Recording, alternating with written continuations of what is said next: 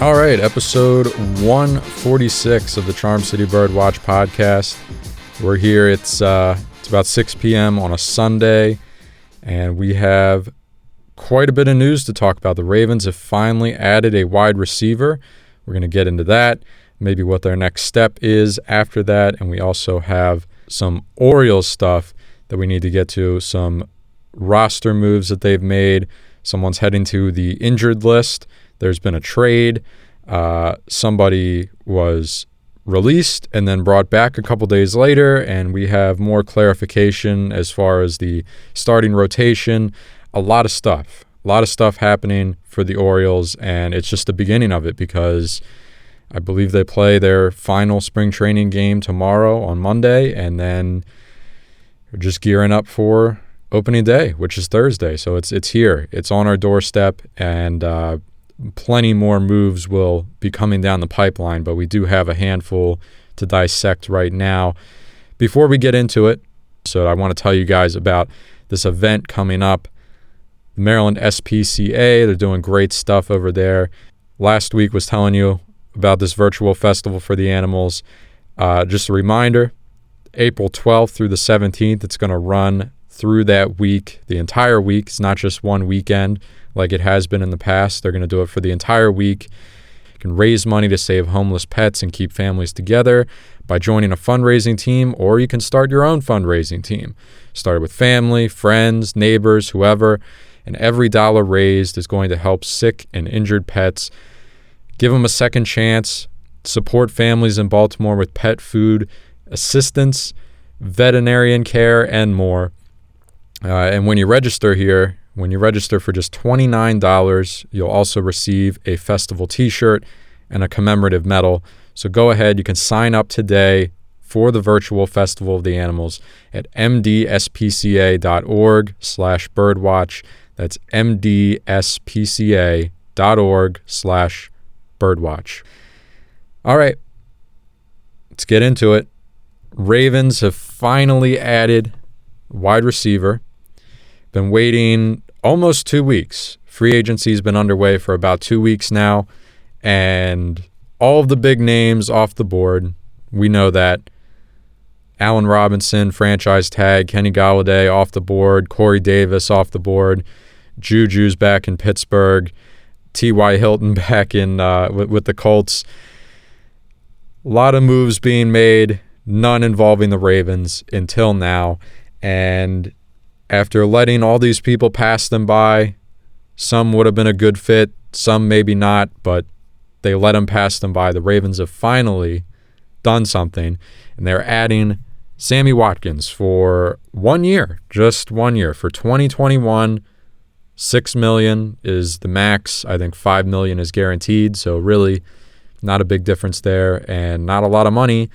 And it's just 1 year. So this is not really the big, grand, over-the-top, exciting signing that I think a lot of people were hoping for. But we also knew that once that first week of free agency was over with, who's left on the market, really? So, at this point, you can be upset that the Ravens didn't make a move earlier, for sure. You can be in that camp, but can't really do anything about it now. And the guys available are like Sammy Watkins. And I mean, the worst thing you could do here besides doing nothing, I guess, would be to give Sammy Watkins like a 3-year deal and just overpay him. That would be the worst thing you could do. So I'll just start by saying I don't hate the move, and it's kind of hard to hate the move. Just this move by itself. I mean, if you want to hate what they've done, their entire approach as far as wide receiver this offseason, if you want to hate that, sure, that's fine. That makes sense. I think I might lean towards that perspective as well. But just this move by itself, it's really nothing to hate. Again, just 1 year, $6 million. It's far from a waste of money. Low commitment, really low risk with the chance of being a somewhat decent return, somewhat decent of a reward here. And again, they had to do something. They had to add somebody. You let potential good fits like Corey Davis go to the Jets with pretty much no resistance. After that, we knew they took a serious run at Juju Smith-Schuster. He turned down the Ravens, is going back to Pittsburgh. And then after that, we know the Ravens made a serious run at T.Y. Hilton with the Colts. He ends up staying in Indianapolis. They get somebody. They've made a addition, just one addition so far. We'll see where they go from here. But here's my thing. You add Sammy Watkins, that's great. You did something. But in the grand view, the grand scheme of things, the Ravens are still in the red when it comes to wide receiver, in my opinion. They're still in the negative, in the red, whatever you want to call it. They haven't made any significant this is not an improvement. I've seen people saying, "Oh, Sammy Watkins, he's not, this flashy wide receiver, but it's an immediate improvement on what you have." How is it an immediate improvement on what you have? Compared to where the wide receiver group was in 2020 versus how it looks right now, I think it's worse because you just lost Willie Snead. Willie Snead going to the Raiders. Don't know the full situation there. My guess is he didn't really want to stay with the Ravens because, look, I talked about this last week. In a perfect world, if you could choose between Snead and Watkins, probably going to command around the same money. They do sort of operate in the same space. They work the middle of the field. They're possession receivers. They're not true number one guys. I guess Watkins, you're more confident in lining him up on the outside versus the inside, but still, they give you the same kind of production, but at least Willie Snead suits up every Sunday and plays. Watkins, on the other hand, hasn't played a full 16 games in years. It's been a long time. He's had a lot of nagging injuries that have, prevented him from playing. So, to me, in a perfect world, between Snead and Watkins, if both are available and both would like to play for you, you go and you ride with Willie Snead because you know what you're getting with him. You know for sure what you're getting with him, and that's positive value. So my guess is Willie Snead didn't want to stay in Baltimore. He wanted to go somewhere else. Some people might read into his tweets this offseason. I don't think there's any ill will from Willie Snead towards the Ravens, but it wouldn't surprise me if he wanted to go somewhere where there was more of an emphasis on the passing game. That just wouldn't surprise me at all. He's a receiver. So he's going to Vegas. He's going to play with the Raiders. Basically, that puts the Ravens in the red. After Willie Snead leaves, your wide receiver group is now worse than it was in 2020, as it stands right now on paper. You add Sammy Watkins. I think you're still in the red because there's just too many question marks surrounding Watkins. But let's say, for the sake of argument, that Sammy Watkins plays a full 16-game season and gives you that kind of production that you're expecting, somewhere in the 700, 800 yards at least a good red zone threat. If everything I just said is 100% true, how is that an upgrade? You are in the same position you were in 2020. After this move and after this week that we just saw with the Ravens, losing Snead, bringing Watkins in, at best they are breaking even. By no means is this an improvement. By no means is this a significant upgrade. This is a start. You had to add somebody. They did. Where do we go from here? Outside of how they've handled wide receiver, I've loved everything that DaCosta has done to address this team. Bringing guys back, choosing who to let go, free agency additions. For the most part, it's been a pretty solid offseason. But the wide receiver thing has everyone upset because, look, we all gravitate towards skill position players in this league. In the fantasy football era that we're in, obviously Lamar needs more weapons as well. That's kind of the baseline argument too. So I'm disappointed as well. And the fact that they made somewhat serious runs at Smith-Schuster or Hilton, I don't care. Because first of all, they were both swings and misses. And second of all, even if they did get those guys, they don't really move the needle. Just like Sammy Watkins doesn't really move the needle. So here we are. Ravens, I think, still obviously a lot of work to be done.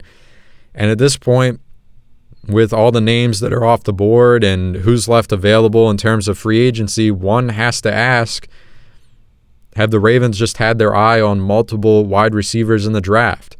Not just one guy that they really like a good chunk, a good handful of guys in the first, second round that they're placing in terms of value, their first round, second round type of guys that they know that even if they don't get one or two of them, they're going to come away in the 2021 draft with at least one receiver in the first or second round that they know can come in and start for them week 1 in 2020.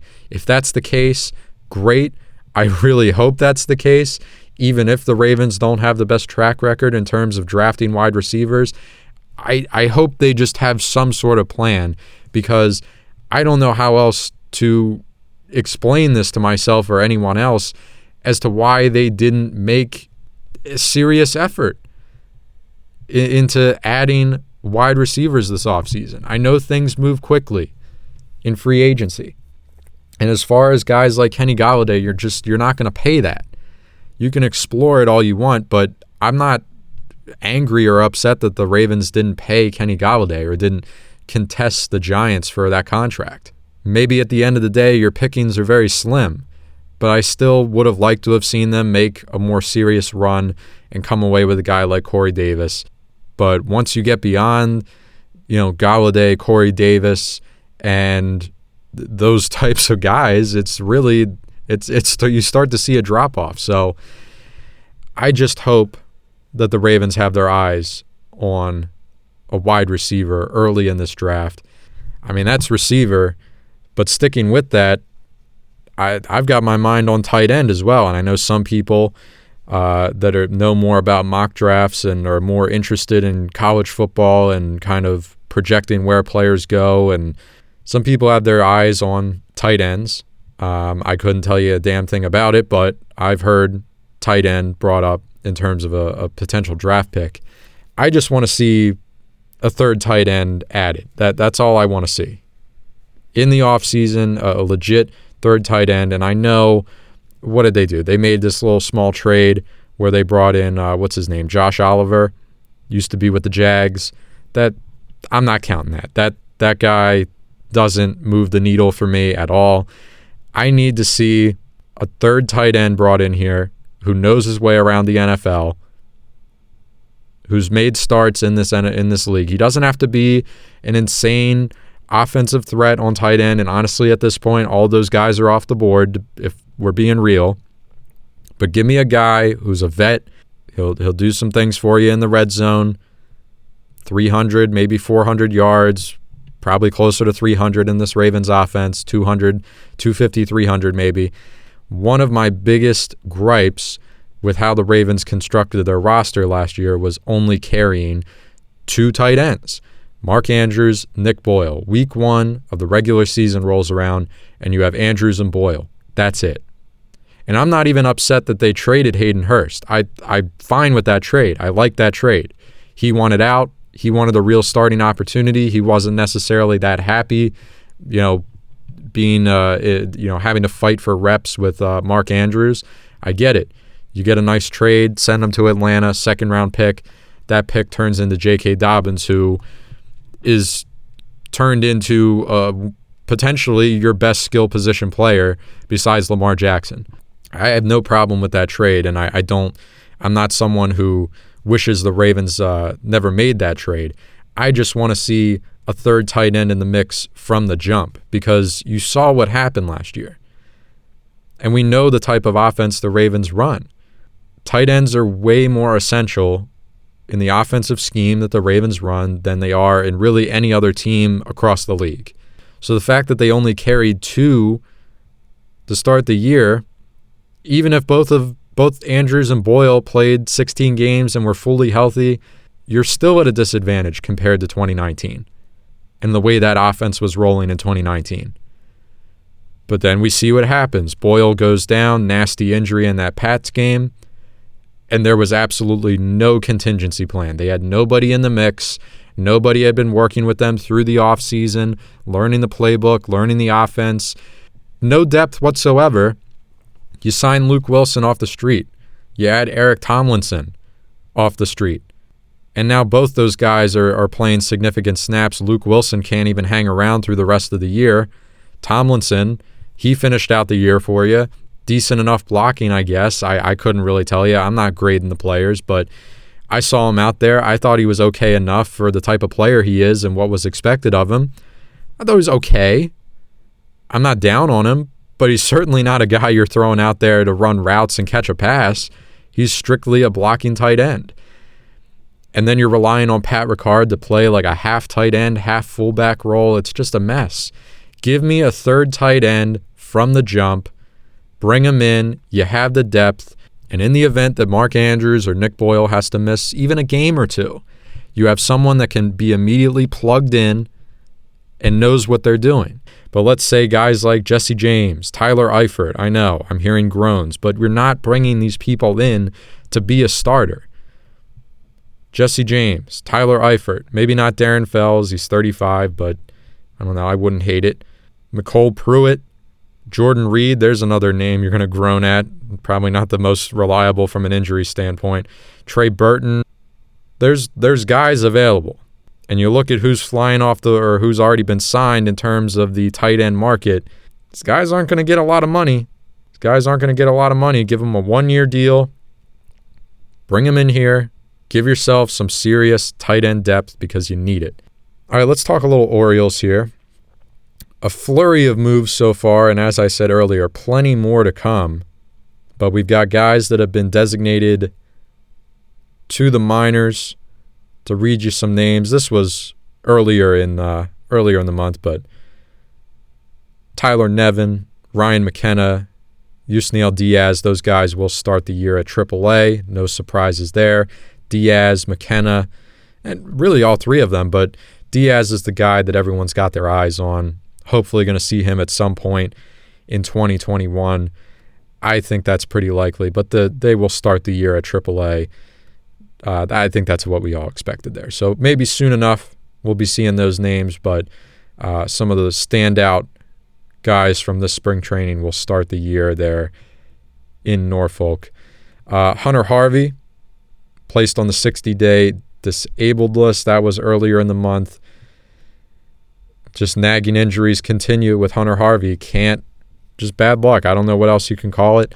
And the talent's there. It's kind of like Austin Hayes, just all the talent in the world. He's flashed the skill many times. Hunter Harvey looked like, when he finally got up to the major league level and was getting an opportunity, looked like he would be a legit closer in this league. And now, that gets put on the back burner last year. In a shortened season, he couldn't even make that many appearances. And then this year, another injury. So 60-day disabled list for him, but that was in mid-March when that move happened. Let's get up to date. Some of the moves that have happened here in the last week. Speaking of disabled list, Chris Davis, the Crusher, he's going to start the year on the 60-day DL. I don't know. He's been MIA. Took two, 3 at-bats or played in 2 or 3 spring training games this year, and that's it. He's been held out since then, officially hits the DL. All right. I got nothing. I don't know. What do you want from me? I got nothing to say here. It's Chris Davis. We know his story. Nothing else can be said. There's nothing new here. As far as a roster construction standpoint, you will not have to worry about him taking up a spot on the opening day roster. I mean, that's a positive because we know he can't be sent down to AAA. You either cut bait, you let him go, or you keep him and he's taking up a spot on your bench. That's just the way it is. So in my eyes, at best this year, he's taking up space on the bench. At least we don't have to worry about that to start the year. You can give that spot to someone else. Ramon Urias, Pat Valaika, some of those guys are vying to be the utility man here. We know Cedric Mullins, you're going to want to carry him as a bench outfielder. You don't wish injury upon anyone, but this will work out for the best for the Orioles, at least as far as the season's starting. Rest of these moves are pitching related. Some surprising, some maybe not. We know that after John Means is going to get the nod as the opening day starter, was supposed to be the opening day starter last year, got injured. He'll get the opportunity to do that this coming Thursday in Boston. Very well deserved. And after that, though, it was a bunch of question marks. And we thought we had a couple names we could pencil in, but we were far from being able to put together a full 5-man rotation. But we're starting to get some more clarity there. And to the surprise of some, the man that will be starting on Saturday in Game 2 of the 2021 season is Matt Harvey, the Dark Knight himself. Put together a solid enough spring training. I'm assuming that it was not only that, it was not only his performance this spring, but also I'm sure the Orioles have liked what they've seen in terms of, mechanics, because to lose all of that great talent that you had at such a young age. I mean, we're not just talking about a solid starter here. We're not talking about a back end of the rotation guy that just hangs around every year. We're talking about a star. And the last 2 years, he's had just nothing but struggles trying to put stuff together. And he's been the first to admit that his mechanics just completely went off the rails. He had to change a lot of things, got back in the lab, so to speak. And I can only assume that the Orioles have liked what they've seen. And their low-risk investment appears to be on track to be paying off. So congrats to Matt Harvey. You want an even bigger surprise. Who's going to start Game 3? It's Bruce Zimmerman. Local guy, been a big name that people have been following here in 2021 in spring training. He's had a terrific spring. Immediately came in, started pitching well from his very first appearance in spring. You look around at especially other pitchers. Guys are taking a little bit of while to warm up to things, to get into a groove. Zimmerman was red hot from the start, put together probably, you look at all Orioles players, position players, pitchers, look at guys who had the best spring. Bruce Zimmerman is probably at the top of that list. So a fantastic spring for him. But I'm very surprising that he's going to get that third start. And he's going to be, as far as the season starting is concerned, he's your number 3 starter. I did not expect that at all. I thought he would be, fighting for maybe the 5th spot in the rotation, maybe even fighting for a spot in the bullpen. But as he continued to stack those good performances, I thought it was a guarantee that he would start the year with the Orioles. But I was in the camp that wanted to see him, or thought he should start in the bullpen, continue to get more major league innings under his belt, regular season innings, that is, because spring training can only do so much for you. They did give him an opportunity to start in the shortened season last year. Not that many opportunities, but still, he did break through to the major league level last year. It's not like he's coming out of nowhere. So the question is, what's the deal with Dean Kramer? What's the deal with Felix Hernandez? Has Jorge Lopez done enough to make it? Another name in the mix is Wade LeBlanc, a guy that asked to be released from the Orioles earlier in the week. They granted him his release. 1 or 2 days later, they signed him to a major league contract. So I'm assuming that was the plan from the jump. It was just a weird way things were worded or phrased, in the sense that he asked to be released. Wade LeBlanc is not really a guy that excites me. You can say what you want about a guy like Felix Hernandez or Matt Harvey, but at least those names generate some excitement for you. And even if Matt Harvey and King Felix are not pitching that well, I don't know. It's a little more fun to watch those guys go out there and compete than it is Wade LeBlanc. No offense to him. It is what it is. And Wade LeBlanc didn't really give us any reason to be excited about him or be confident in what he brings to the table based on what he did last year. He was terrible. I didn't expect him to make the team at all, but here he is. The surprises just continue, because Keegan Aiken, who I thought was a lock to make the starting rotation, is going to start the year at the alternate site in Norfolk.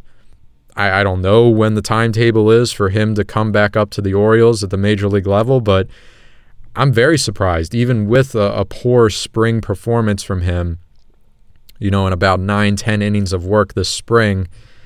Not great, really high ERA, had some command issues, but based on what he did in the last month of the 2020 season and where his career trajectory has been the past couple of years, I thought he was a lock to make the starting rotation. Even with a poor spring, he would be the fourth or fifth guy, but he's not there. So I don't know. Is Dean Kramer going to make it? I mean, he's had a better spring than Keegan Aiken, but maybe not one that excites you like a Bruce Zimmerman.